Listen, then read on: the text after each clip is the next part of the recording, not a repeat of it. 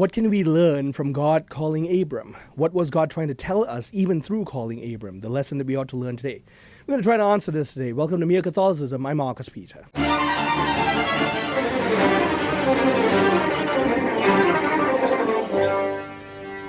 The Compendium of the Catechism tells us God chose Abram, calling him out of his country, making him the father of a multitude of nations. This is Genesis 17, verse 5, and promising to bless him, in him, all the nations of the earth. Genesis 12:3, where the covenant is elevated. The people descended from Abraham would be the trustee of this divine promise made to the patriarchs. God forms Israel as his chosen people. Yes, I said that. God formed Israel as his chosen people, freeing them from slavery in Egypt, establishing with them the covenant of Mount Sinai, and through Moses, giving them his law. The prophets proclaimed a radical redemption of the people and a salvation, which would include all nations in a new and everlasting covenant. From the people of Israel and from the house of the King David would be born the Messiah, Jesus.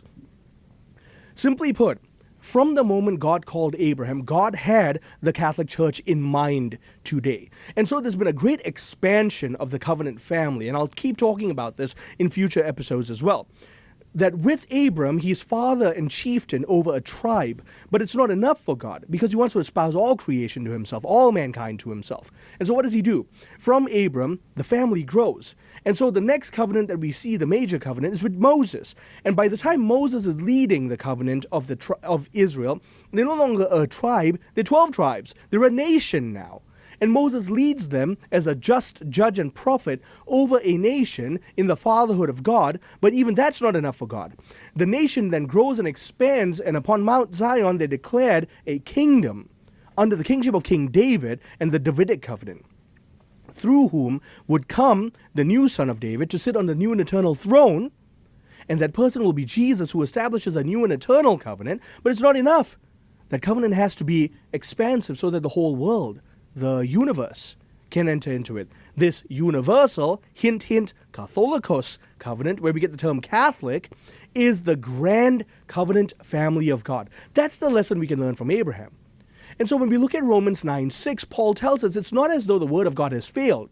For not all who are descended from Israel belong to Israel. It is not the children of the flesh, the blood children, who are the children of God, but children of the promise of the covenant. And therefore, make no mistake about this, you and I, by means of baptism into the covenant with Christ, are inheritors of the Davidic covenant, which goes back to the Mosaic covenant, which goes back to the Abrahamic covenant, which means all of us, baptized into Christ's covenant, are spiritual children of Abraham, adopted not just by means of legality, but also by divine blood in Christ.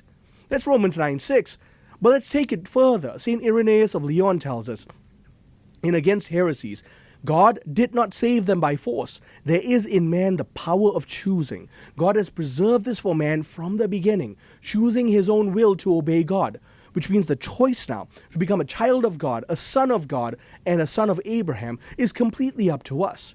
Benedict XVI and Jesus of Nazareth reminds us the call of Abraham is the beginning of the answer to the drama unleashed by sin. God enters history and begins a new history with Abraham, a journey that culminates in our Lord and Savior Jesus Christ. And so the lesson you and I can learn here comes from the church itself. This grand family of God, Lumen Gentium 2, the patriarchs, Moses, and the prophets prepared the way for the coming of Christ, the universal Savior.